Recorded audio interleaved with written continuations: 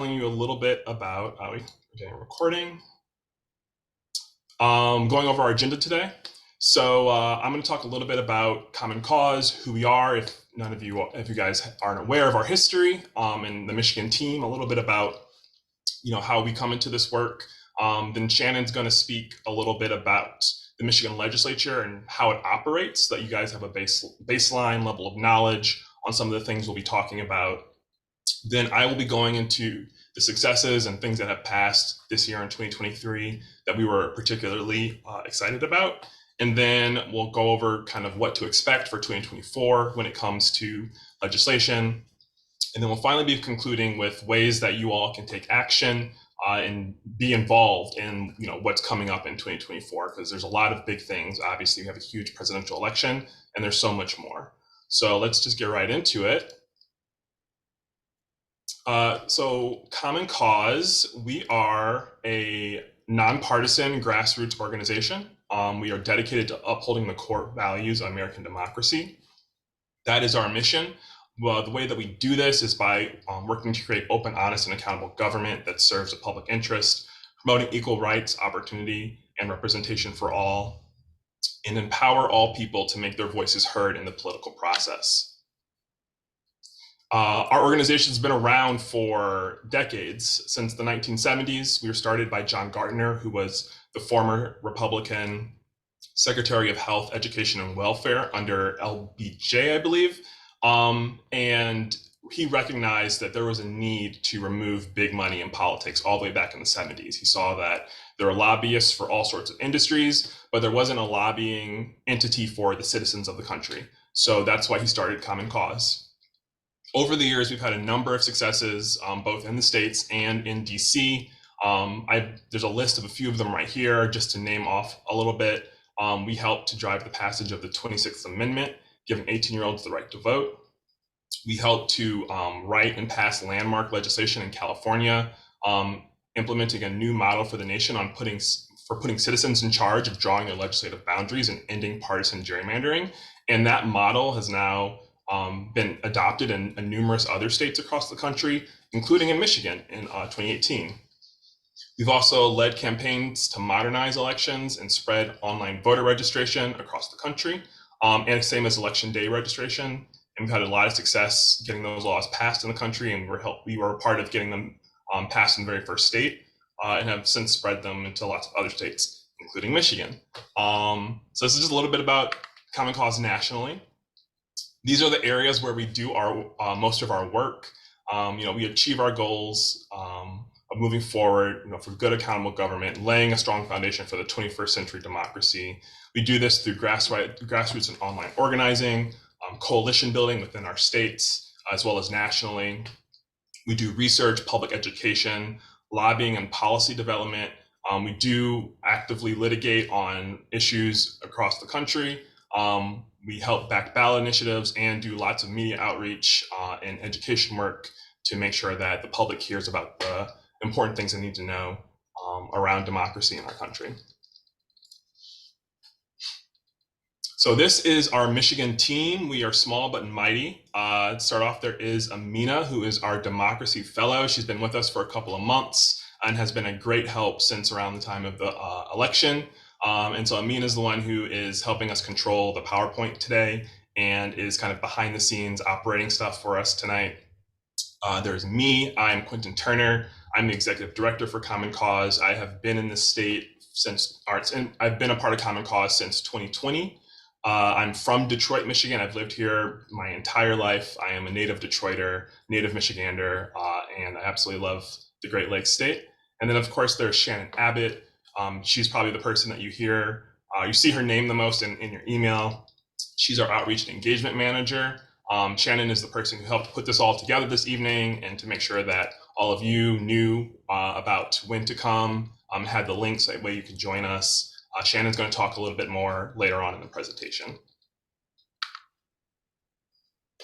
So a little bit of background on Michigan. Like I said, I joined Common Cause in 2020, but Michigan has had activity over the years before and obviously since after I came on board. An example of that is in 2018, we had some of our national Common Cause folk help build the Independent Citizens Redistricting Commission proposal by working with VNP and other organizations in the state, and just providing their expertise based off what they're able to accomplish in California and other states. We've also recruited and trained hundreds of people around the state in election protection efforts, ensuring that voters know their rights and are protected on election day, either as volunteers who are out in the field, or social media monitors, or folks who are doing phone banks, our GOTV efforts. We've also helped lead in the Right to Voting Policies Amendment, also known as Promote the Vote 2022, our proposal to 2022. We did a lot of promotion of that during 2022 in the midterms to help get that passed. And then this year, we've hosted a large lobby day event in 2023 in April, centered around secret money in Michigan politics and campaign finance reform. We worked collaboratively with a number of organizations. We're able to get over 50 volunteers into the Capitol to have in-person meetings with over 65 offices of legislators, both in the House and in the Senate, both Democrats and Republicans, and we're super proud of that. A lot of our work in state we do in coalition, like I mentioned, and these are some of our partners we work very closely with. We have their logos here, but also their names for the ones we don't have logos for. They include All Voting is Local, the ACLU, Promote the Vote, the NAACP, the Michigan League of Conservation Voters. It's these folks and so many more. Michigan has a very robust in-state coalition of pro-democracy advocates, and we're really grateful to be able to be a part of that and to work with them and to be surrounded by so much expertise and excellence. So now Shannon's going to talk to you a little bit about the Michigan Legislature, how it's set up, a little background knowledge that you guys might be able to use to better understand some of the stuff I'll be sharing with you later in the presentation. So Shannon, you can go ahead. Thank you. And thank you again, everyone, for joining us this evening. My name's Shannon Abbott, she, hers, or they, them pronouns. I've been with Common Cause since the beginning of 2022. I'm going on my 2-year anniversary up in the new year here, so I'm pretty excited about that. And I currently live in the Lansing area. I am excited to talk to you a little bit about Legislator 101. And the reason that this is important and I wanted to add it into this is because I wasn't very well educated on how our legislature is set up and how our government works as a whole, myself. And so this is something that I think everybody could use refreshers on. If this is information you already know, I'm happy for you, but a lot of people do not have this information. So it might seem a little silly to some of you, but this is really important to know how our government actually operates so that we can make it work the best for us as we possibly can. So we'll talk just for a couple minutes about the structure and what the process looks like. And I'm going to start us off with the question here of who actually represents us. So when I talk to people all the time, I end up asking them, do you know who your senator is? Go back. Do you go back one slide for me, Amina? Sorry. Do you know who your representative is? And the answers that I get are not always people who are our state legislators or representatives, or people maybe don't know. So if you want you to take just a quick second and think about who your senator or your representatives and see if you have an answer to that. Go ahead and go to the next slide, Amina. Next. So when we're talking about who represents us, there's 2 different bodies as a whole. The first one is Congress. Congress tackles our national issues and our federal laws.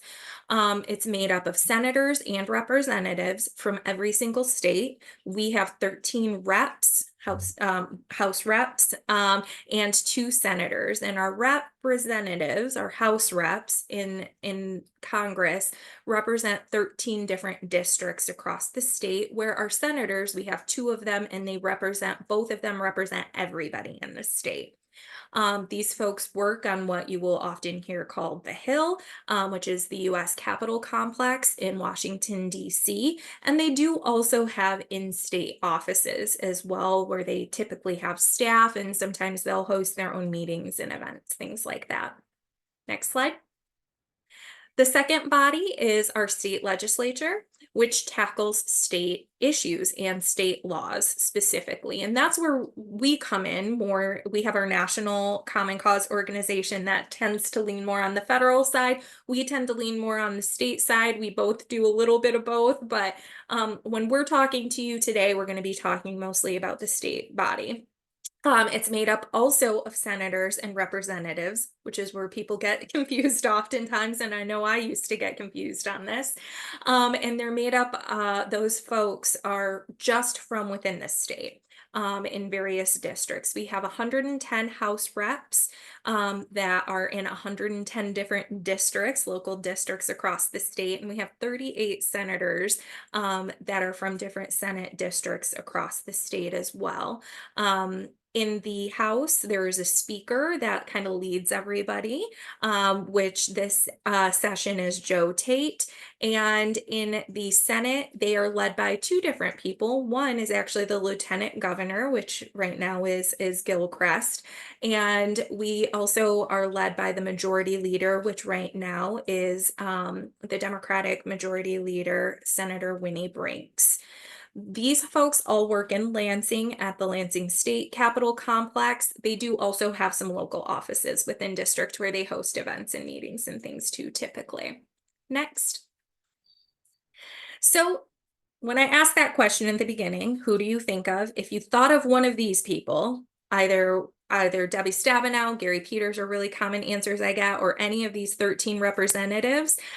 These are important people to know, but these are not the people that handle your state legislation. These are not the people that handle your state laws. These folks are in DC and they handle national things. Because we have so many state legislators, I don't have a slide with picture and names of all of them because there's too many. But this is the breakdown. We have, again, 110 seats in the Michigan House of Representatives. Right now, it was up until the end of 2023, we had 56 Democrats and 54 Republicans, no independents. But right now, two of those Democrats actually won mayoral seats in their districts and are no longer in those seats. So those two seats are now vacant. So it is a current 54 to 54 even split until those two seats get filled. The Michigan Senate is made up of 38 seats, and we have 20 Democrats and 18 Senate Republicans in that seat right now. Next slide. Few common terms that you'll hear folks use. A bill, just to kind of clarify what a bill is, it's something that is introduced within the legislative body. It is a proposal by members, which can be written by the member itself, that whoever our legislator is. Sometimes organizations and community members write them and they submit them and partner with the legislator to have them introduced. So there are several different ways that that can go about. And you'll hear and you'll see actually in our slides here, we'll refer to HB and SB. Those are House bills and Senate bills. That's where they were originally introduced in the chambers. Committees are a standing group of legislators that are assigned to different focus subjects. Those are bipartisan committees, and they have everything, there's a committee on education, there's an elections committee, there's one on appropriations and all sorts of different things. They are the ones who take the legislation once it's introduced and sent to them, and they recommend any amendments, substitutes for adoption. They have hearings, that sort of thing.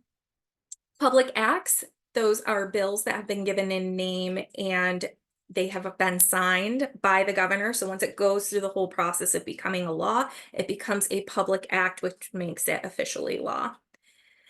Immediate effect, this is something we dealt with a lot this year. Immediate effect is when a bill is passed, they have to vote and say, is this going to take place and actually become law right now? And if that is not voted in favor, then it has a certain wait period that it needs to hold before it actually is officially law. And a ballot proposal. That's an introduction of a proposal by a citizen petition or a referendum. Those are things like Prop 1 and Prop 2. Those are things that end up, we collect signatures across the state so that it can actually get put on your ballot when you go to vote during each election. Next slide. So, real basic, I promise I'm almost done here. How a bill becomes a law. This is bare bones. This is not super in depth. There's a lot of nuance and a lot of little things that can happen in between here. But basically, a bill is written by or with a legislator, and then it's introduced in one of the chambers, either the House or the Senate. And it doesn't matter which chamber it starts in, because eventually it'll go to both of them anyways. The bill is picked up within that chamber by the speaker or the majority leader for a vote to actually have it assigned to a committee. So once it's assigned to a committee, then it goes into that committee. They do a review process. They might host hearings where people like us or like you can go in and have your voice heard on that particular issue or topic. And then they bring it up for a vote within committee, for a what they call a committee vote, to either keep it within committee because they don't like it still, they're not all there, or to pass it so that it goes back to the floor so that it can kind of continue the process of becoming a law. Once it's referred back from the committee to the floor, they share any changes that they may have had, and then the speaker at some point will hopefully bring it up for a vote. And that floor vote is what will determine the next step. Next slide. Once it gets voted and approved within that first chamber, then it moves to the second chamber, and you can see my little yellow line going all the way back up. It starts that process all over again in that second chamber. Next slide. Once it moves through both chambers and is passed in both chambers, if there's a change in the second chamber, it'll go back again to the first chamber and they'll say, hey, do you agree with the changes we made to it? If they do, then it goes and it gets presented to the governor to become signed into law or vetoed or changed, whatever happens there, but typically signed into law. So hopefully this was helpful for you. I'm going to share a couple helpful resources here on the next slide. Because there is a lot, this could be a whole nother very long webinar and topic series. So a few things to kind of dive in and learn a little bit more for folks. The state of Michigan has really wonderful parts of their website. These are three that I recommend: house.michigan.gov. This is where you can find information specifically about the Michigan House of Representatives, what's on their agendas, what their calendar is. You can watch videos, live feeds of their sessions, all that kind of stuff. Same thing for senate.michigan.gov. That's specifically for the Michigan Senate. And legislature.michigan.gov. That's a little bit more complex, but that is where every single law, every single bill, where it is in the process, what their drafts look like, all of that kind of stuff is listed in there. There is the State of Michigan publications as well. The State of Michigan produces different PDF and printed versions of things like, how does the legislature operate? How do I submit my taxes? All of these kinds of things. So they have a few dozen publications that I recommend checking out when you have a chance. A couple other really great resources: Bill Track 50, Plural Policy, and GovTrack.us are all different websites that you can go to track federal or state legislation and get a little bit more information on where things are at in the process. And then you also have us. So if you have a question about something that's happening and you don't understand it, feel free to reach out to us. We are here to support people in democracy and to make sure that you have as much access as you possibly can to learning and participating in the whole process. So next slide, I am going to kick it here over to Quentin again, because this is the meat of why we're here today, is to learn a little bit about what happened in 2023.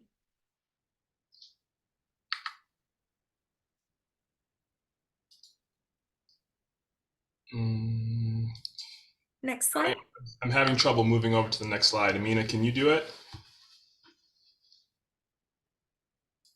She may have frozen.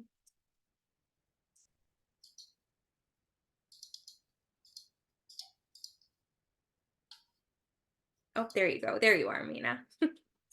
Next slide.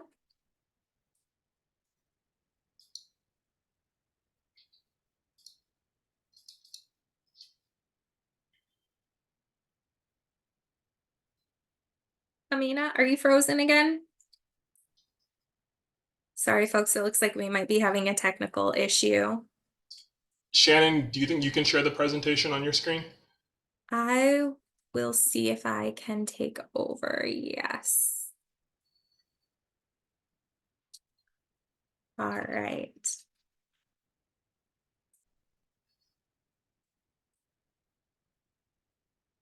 Give me just 1 second, folks. Sorry about that.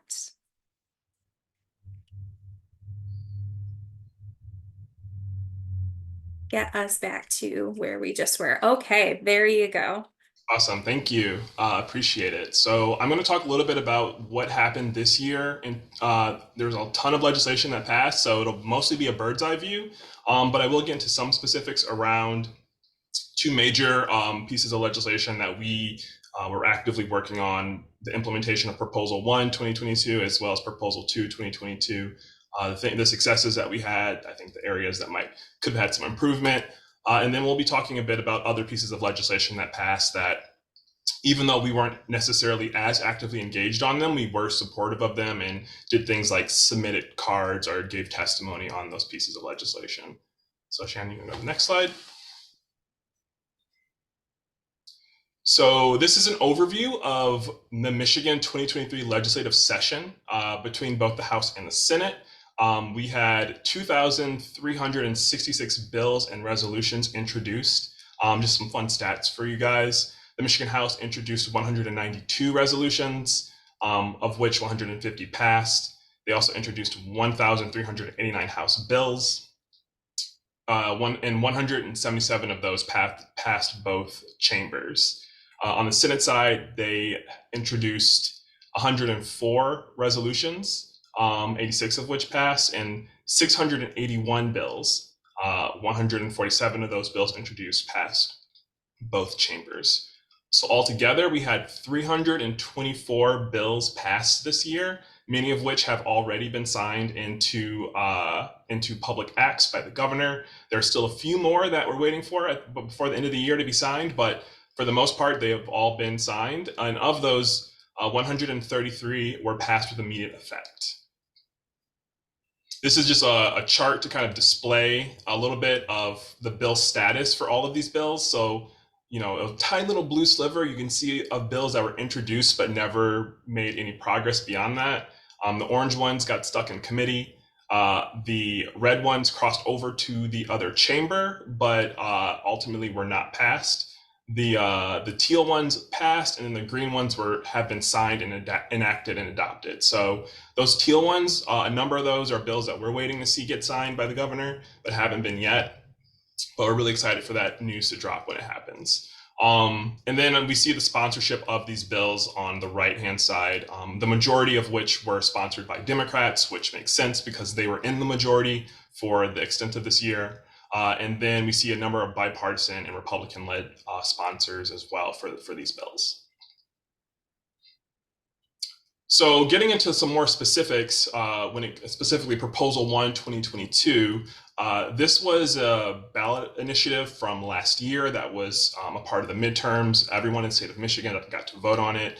It passed with an overwhelming majority of over 60%. It was very popular. And this proposal would implement a new term limits for the House and the Senate. So right now, if you're in the House, you have 2 3-year terms, which is 6 years total. In the Senate, you have 2 4-year terms, which is 8 years total. And now you are allowed 12 years combined between the two. So basically, you have 12 years between the House and the Senate altogether. And that wasn't the piece that we were as interested, because it's very plain in what it does.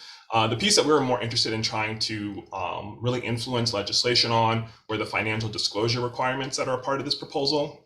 So this proposal enacted financial disclosure requirements for elected state legislative and state executive officials, so those in the legislative branch and the executive branch. So that would include state senators, state reps, the governor, the secretary of state, the attorney general. These are all folks who would now be subject to financial disclosure requirements when they hold those seats. A little bit of background. Every state in the country, including DC, which is not a state, has financial disclosure requirement laws in their books, in their constitution, except for until recently two. One of them was Michigan. So Michigan, we did not have financial disclosure laws. We were one of two states that didn't, which was our great shame, I would say. And now, because of Proposal 1, we are in line with many other states and with DC in making sure that our elected officials have to disclose their financial interests to the public so that way we can understand what those are and how that might influence their vote. So why is this important? This is important because Michigan, like I said, did not have financial disclosure laws. Voters have been kept in the dark regarding the financial interests of our state legislative and state executive officials. We didn't know exactly what sort of assets or liabilities or investments they might have had that could have influenced their decisions when it comes to voting on different bills and enacting different laws. And now that information will become available to us. There's also enforcement regulation behind some of this legislation. So this is really crucial because it helps to enhance the transparency and the accountability that we can have as Michigan voters. And that's the keystone, it's the cornerstone of a healthy democracy, is transparency and accountability. So the final package was called the Public Officers Financial Disclosure Act. It was 3 bills that were all packaged together. And those bills accomplished the letter of the proposal. It required that state legislative and state executive officials had to disclose assets, liabilities, investments. They had to disclose whether or not they owned businesses or they were in positions of authority within certain organizations if they hold those seats, which is, like I said, a success because we did not have any of this before.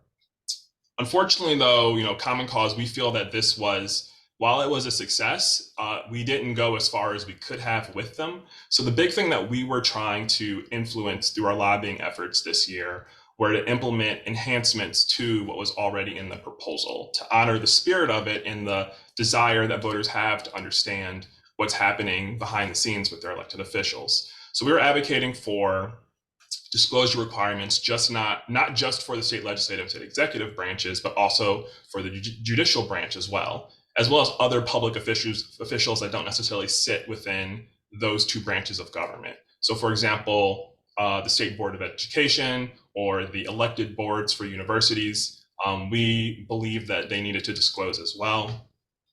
Unfortunately, we didn't get those requirements in the bill. We didn't get those amendments passed. We did, however, get another amendment passed that we were really pushing for that wasn't in the original proposal, and that was to require candidates to disclose as well. So now, as a part of this Financial Disclosure Act, not only will state officials who are in their seats have to disclose, but candidates will now also have to disclose if they are running for office in those seats. So it was a small win, but we were pretty happy for it, considering that it originally wasn't going to be in the bill. And it just helps us get a little bit closer to that transparency that we want to see in the state. So the status of this public act right now is that it has been presented to the governor. She has it on her desk. And we expect that she will be signing it any day now. We're just waiting to hear the news, staying in touch with our contacts to understand when that will happen. And when she does sign it, it does not have immediate effect, so it will not immediately go into law, but it will starting early next year. And that will become law, and they will have to start submitting those disclosures, which we can then look at. So I talked a little bit about our involvement. Yes, that's right. In the chat, so I mentioned they do not have to disclose spouses. So I failed to mention that another big thing we were pushing for was to have the disclosure of immediate family members. This is really crucial because, in our country, spouses are allowed to transfer assets and investments from one name to another. and still keep 50% of that, because you keep half of what you have when you're married. And it'd be very simple for someone to move, let's say, an asset that they have in some company or some industry to their spouse's name, and now their spouse doesn't have to disclose, and they still benefit from it without having to actually put it on their disclosure form. So we are really pushing for some transparency for immediate family members to disclose as well. This is something that many states have in their laws. This is something that our Congress people have to do, the ones that we mentioned and showed the photos of earlier. They have to disclose, their spouses have to disclose their financial interests as well. Unfortunately, the Michigan Legislature did not decide to adopt that amendment, which we saw as a disappointment and a missed opportunity. We were told that this is something that they were interested in trying to pursue next year as a way to further enhance financial disclosure. So we'll talk a little bit more about 2024 and what we expect, but we're going to try to take them up on that offer. So the way that we were involved primarily was working with lawmakers, legislators in the House Representatives. We worked very closely with Phil Skaggs, Rep. Phil Skaggs. We worked very closely with Aaron Burns and a number of other representatives, both in the Democratic and the Republican Party, to try to get some of these amendments passed in the bill. Unfortunately, there just wasn't enough power behind that to make it happen. But we haven't given up the effort yet, and we're going to try to make it happen next year. And then when it comes to Proposal 2, this was another ballot initiative that was on the 2022 midterm ballots across the state, also passed with popular opinion. This was a ballot initiative that was constitutionalizing numerous voting rights improvements. There are at least 8 of them, and as well as adding language in the Constitution for laws and behavior with intent to deny the fundamental right to vote.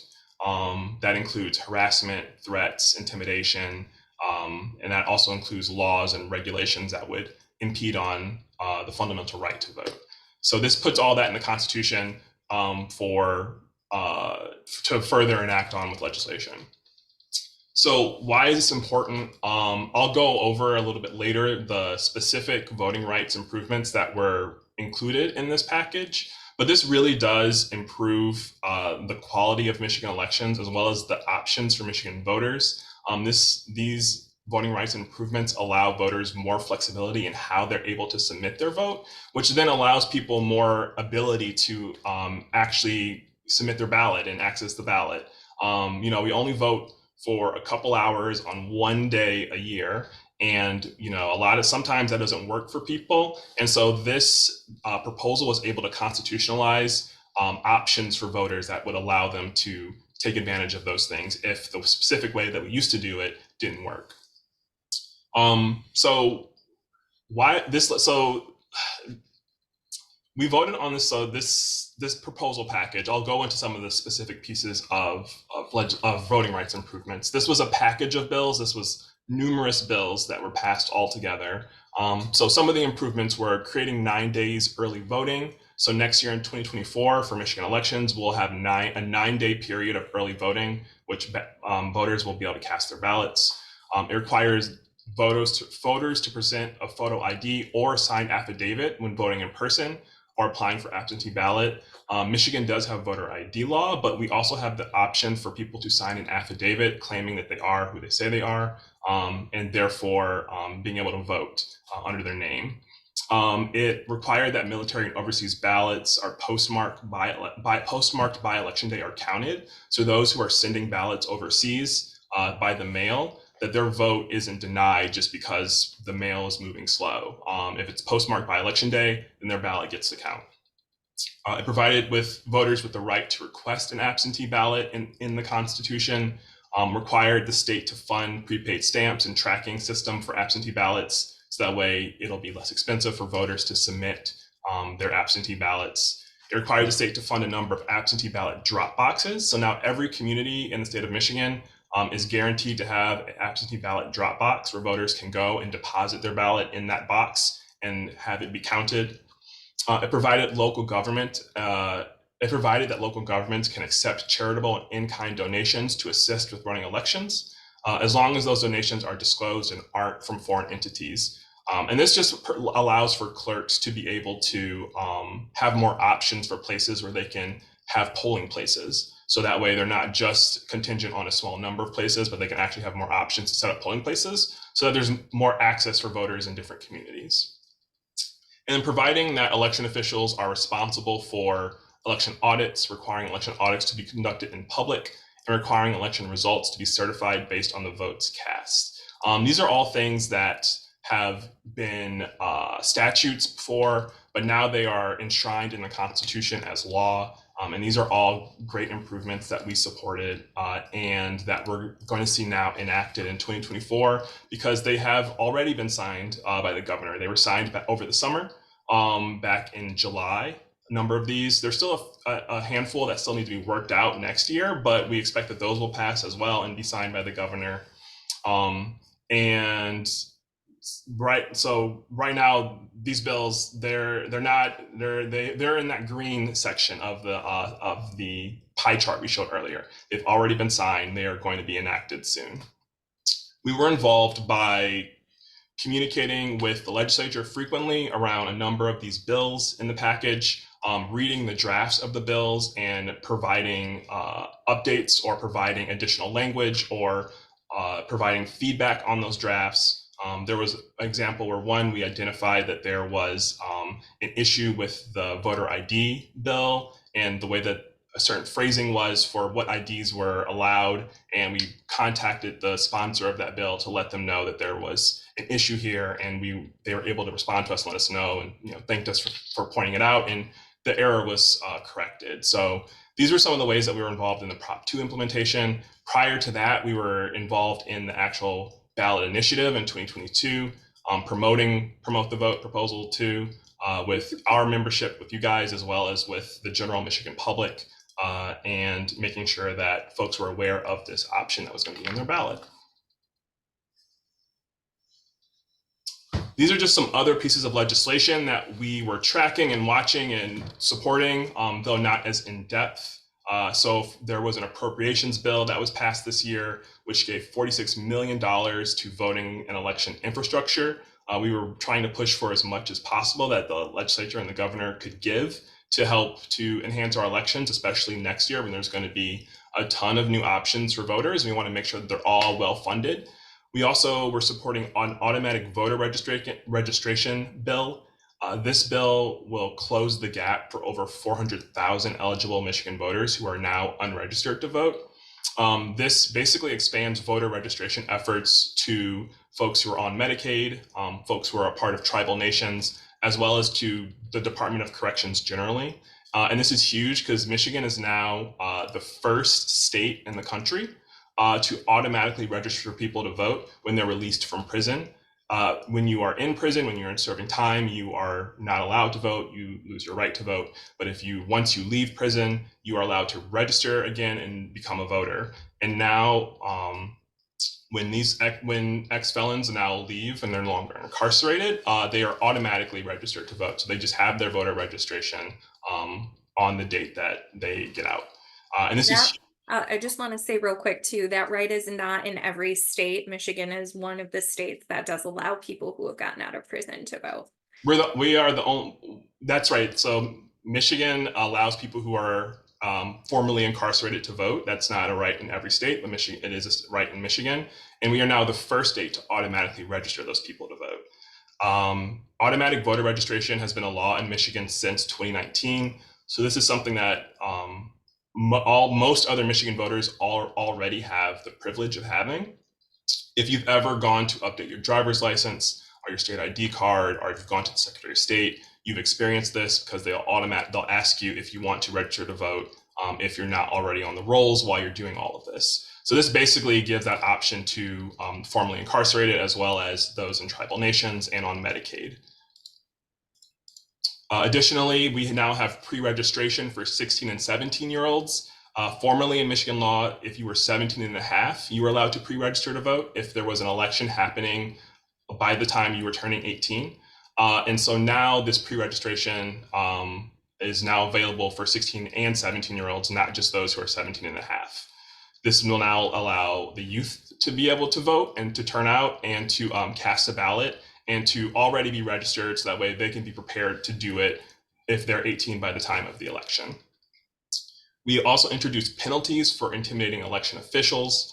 This has become a growing problem in the past couple of years. Election officials experiencing intimidation, harassment, and threats. And so now there are criminal penalties for that behavior that are now enshrined in Michigan law. And if you commit those, then you can be charged. We have repealed a ban on rides to the polls. So Michigan was the only state in the country that had a ban on giving rides to polling places. And that has now been lifted and repealed. So now there is no state in the country that has that ban. And we are really excited about this and are actively thinking of ways to capitalize on it for 2024. And then lastly, there was a piece of AI legislation that was introduced at the very end of this year, it like squeaked through at the end. And this basically would require entities to disclose the use of AI in political ads. And it also introduced penalties for using deep fakes to influence voters. I'm sure a lot of you are aware of the ways that AI has been exploding in our world over the past year in so many different forms. And it's only a matter of time before it gets into the political sphere. It already has, actually. I believe that Donald Trump's presidential announcement was a video that was created by AI. So, it's already actively involved, and the legislature and, Common Cause agrees that we need to start to get ahead of some of these disinformation tactics that could come from AI. So what to expect in 2024? We're going to go over, now we talked about 2023, we're going to go over some stuff in 2024. So here's a bird's eye view of what the year is going to look like politically, I will say. So we're going to have a special election primary for the vacant House seats that Shannon mentioned. There's 2 districts that election is going to be in. And then by February 13th, that is a date when all of these bills that were signed that did not get immediate effect, that is the date in which they will officially become law and they will be in effect. And that will be just in time because we have our first presidential primary, which has also been changed. Originally, it was in March. There was a law passed this year. Now it will be February 27th. All of the voting rights that we have just gotten through Proposal 2 will be in effect by that point. So you'll be able to vote early at an early vote site in your community by February 27th. Where those will be, that is still TBD, and we're working with clerks to help figure out where they'll be and get that information out to voters. But that will be an option available to you. And then the general election for those special election for those vacant House seats, that'll be April 16th. By that point, there will be a new majority within the House potentially, either for the Democrats or the Republicans, or perhaps there's one Democrat and Republican, and we still have a split. But either way, that is when we expect legislation to pick up again. If there is a majority one way or the other, there will no longer be a deadlock, in which case whoever is in the majority will be able to start passing legislation potentially. So we expect to see a lot of the things that have been left on the table for this year be picked up again sometime after April. The legislature then will recess for July, and that is when we get into our main election season with our August 6th primary in Michigan, the November 5th general election, which is also a presidential election. So we expect it to be very, very big. And then after that, we'll be towards the end of our legislative session. Michigan has a year-long legislative session. Typically, the November-December period is the lame duck session because we kind of have an idea of who's going to be replacing them next year. And so sometimes there's pieces of legislation that are passed during that time. Sometimes they might call early. It just kind of depends. We'll see what happens after the election. These are a number of bills that we were supportive of that were introduced in the different chambers but did not pass and therefore will not be signed or become a public act, but could still be picked up again next year. There's a National Popular Vote Act. There's a bill to modify the recount process here in Michigan. There is a bill to ban guns at polling places, one that could provide voting information for returning citizens. Those are folks who are formerly incarcerated. There is a bill that was introduced to stop prison gerrymandering. in the way that prisons are counted in districts when we do our redistricting process. There's a bill to change the county sheriff eligibility for elections. And then lastly, there is a bill that is being worked on to implement a Voting Rights Act for the state of Michigan. Our main policy priorities for 2023 as Common Cause are these three things. So we're really interested in the Michigan Voting Rights Act. We think there's a lot of opportunity there, especially because the National Voting Rights Act has been gutted in many different ways. Some of the things that we understand will be in the State Voting Rights Act will be constitutionalization of curbside voting. This is a process that is already within statute within the Secretary of State, and this will make it formally law for voters who are elderly or have some form of mobility disability to be able to vote from their car curbside at the polling place. There will also be expanded language access for voters. So communities that have a certain number of voters that speak a language other than English as their primary language will now be able to access ballots in that language. And then there's going to be an improvement of our voter database in conjunction with an in-state university that will probably apply for the contract. Additionally, we're going to try to take up the legislature on their offer to expand and enhance financial disclosures. So we're going to seek out the immediate family disclosure requirements that we discussed, as well as expand the list of officials required to disclose, including the courts. And then lastly, national popular vote. This is a movement that's been happening around the country. It would guarantee that the presidency would go to the candidate who has received the most popular votes in all 50 states in DC. Right now, the presidency is the only seat that we vote for that doesn't actually win based on popular vote, but based on electoral count. And we believe that the president should be subject to the same rules that every other elected official is. So we're trying to get the national popular vote passed here in Michigan. If we do, Michigan will be the 17th state to adopt it, and we'll be that much closer to having a real national popular vote in the country. So now Shannon's going to conclude our presentation with a number of ways that you all can take action and be involved in some of this work that we're doing in 2024. Yeah, thank you for that. I know this is a lot of information to take in, and there's so much more that we could include in here.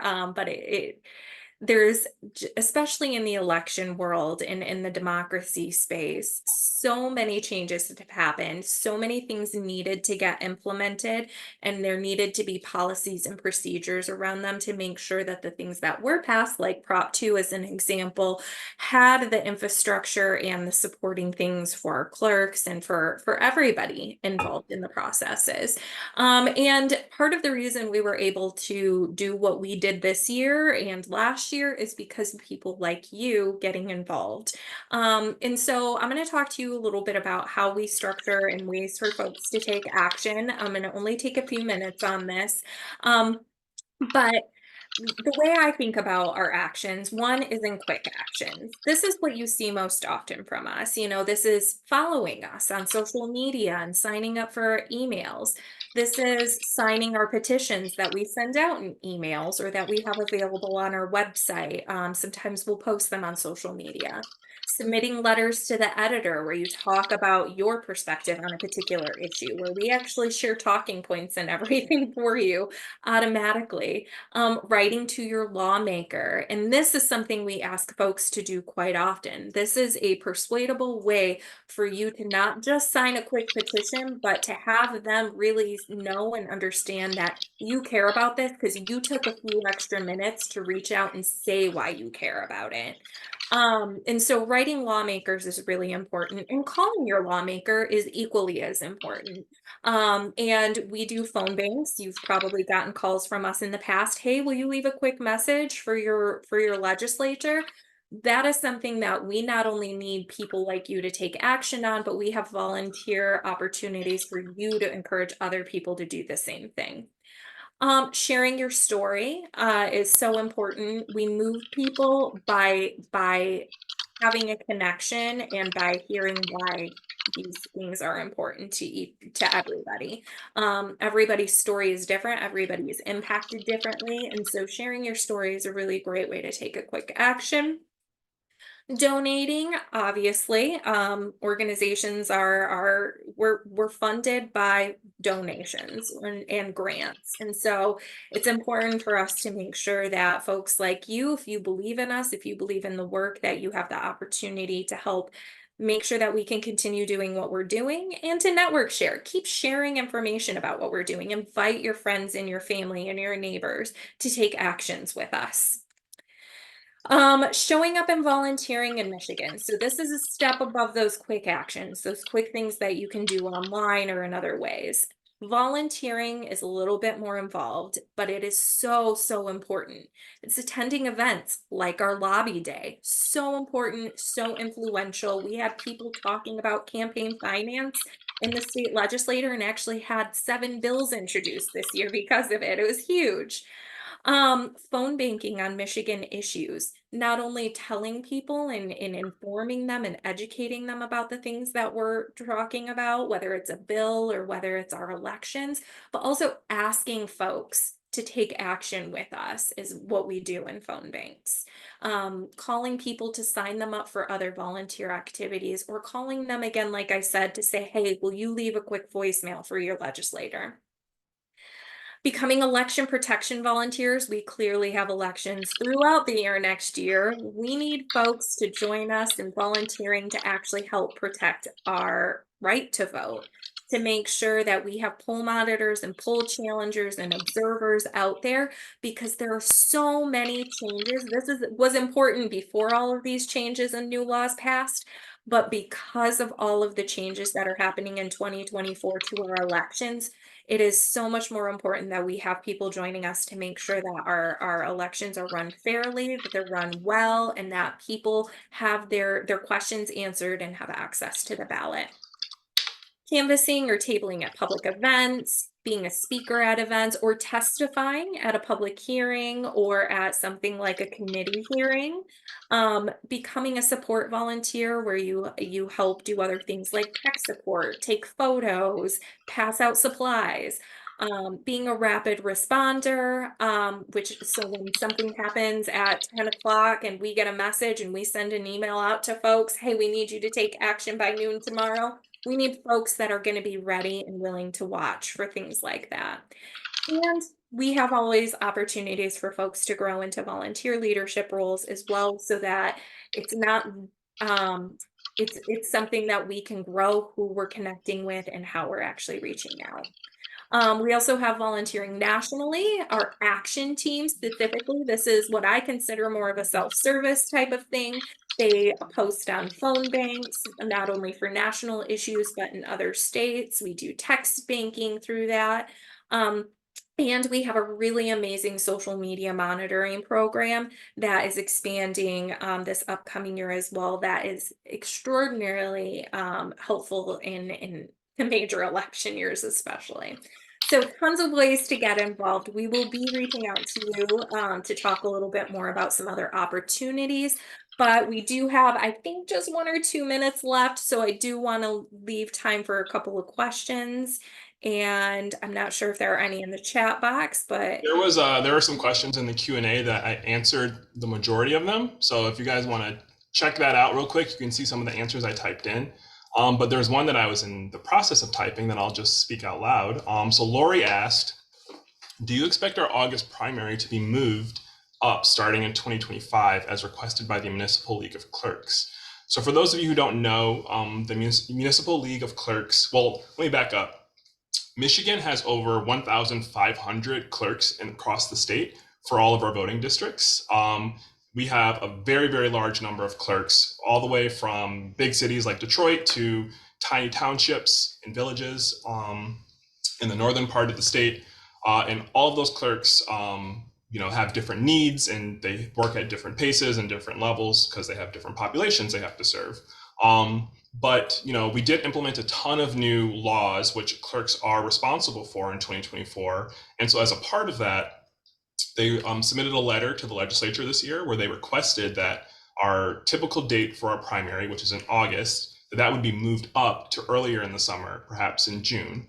And that would allow them more time between the primary and the general election to prepare for all of the new things they have to do and all the work that they have to do to make sure our elections are running securely and smoothly. And so the legislature did not take that up this year, but Lori is asking, do we think that they might take it up in 2025 to allow clerks to allow more time between the general and the primary? And so my answer to that is I don't know. At Common Cause, we support our clerks, we support election officials, we support those who make sure that our elections are able to run smoothly and safely and securely. And if they say that they need more time, then we believe them. But whether or not the legislature will take that up, I'm not sure. I don't know exactly what the political lift of something like that might be. As long as I've been voting, the primary's been in August, I believe. So I don't know what that would look like necessarily. But if it's something that's possible and if it's something that the clerks need to conduct our elections, and I think we'll see very clearly this year how much that is the case, because the primary will be the same, and so they'll have that window between August and November to prepare for the general. But either way, it's possible. I don't think it's out of the question. It also depends on whether or not the majority in the legislature wants to support that effort or not.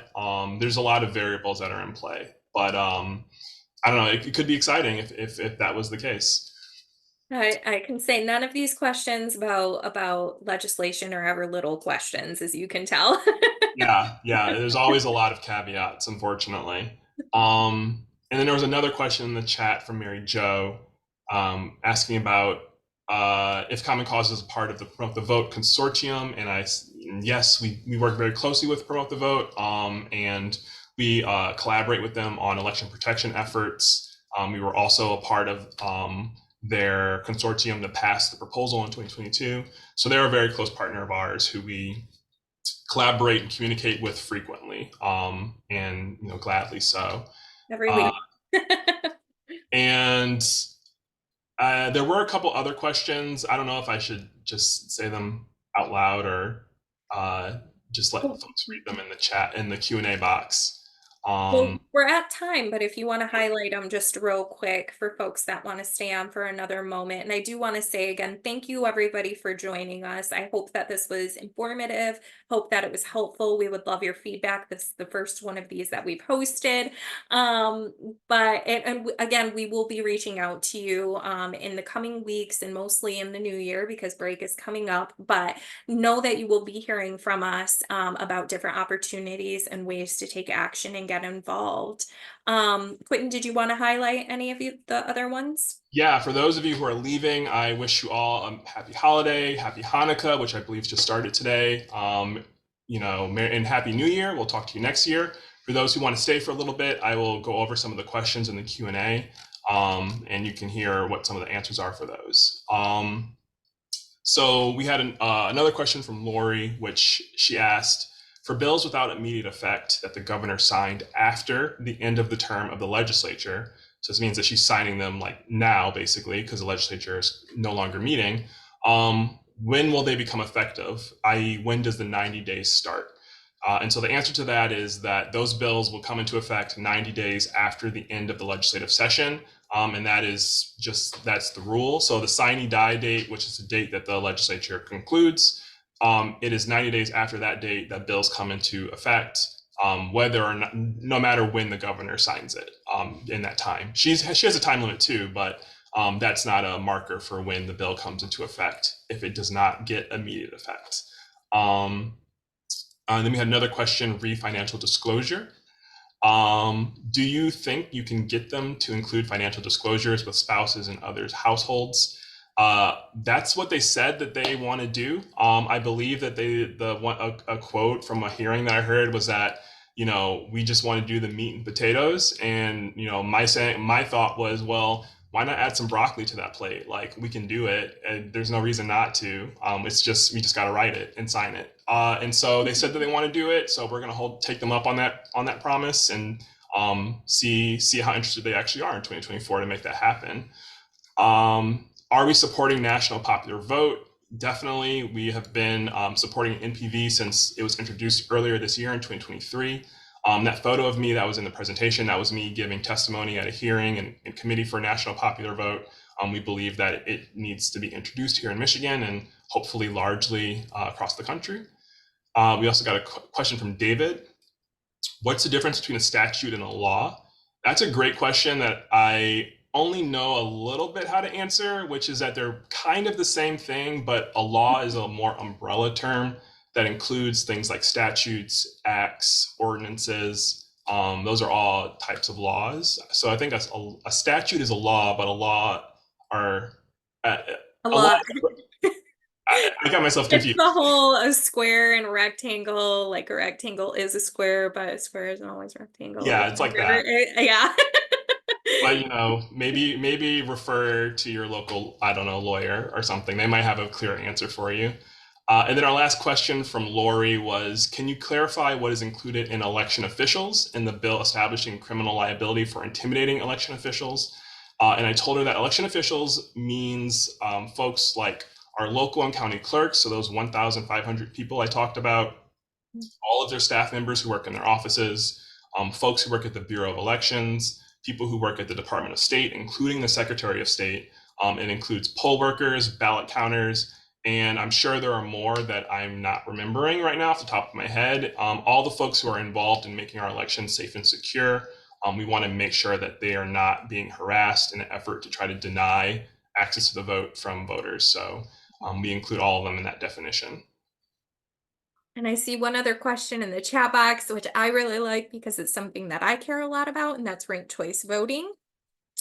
Any new info on that? So ranked choice voting is being initiated, it's basically ballot initiatives locally right now in Michigan. So the organization that leads that, which is Rank My Vote Michigan, they are selecting different communities. They're getting signatures within those communities to pass it there first, with the hopes that it'll build up some momentum and that the local clerk's offices in some of these larger communities like East Lansing just passed it, Ann Arbor just passed it, and was it Kalamazoo, I think, also just passed it this past election in November.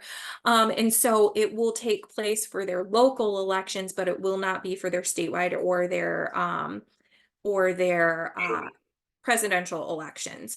So essentially, there's a lot of changes happening. Clerks are a little scared of it. They're like, we don't know what this is going to be. The people in general are like, we don't know what this is going to look like. So their goal is to implement it and get it passed in some localities so that it can build up the momentum to hopefully eventually get passed as a statewide thing in Michigan, which I personally would love to see.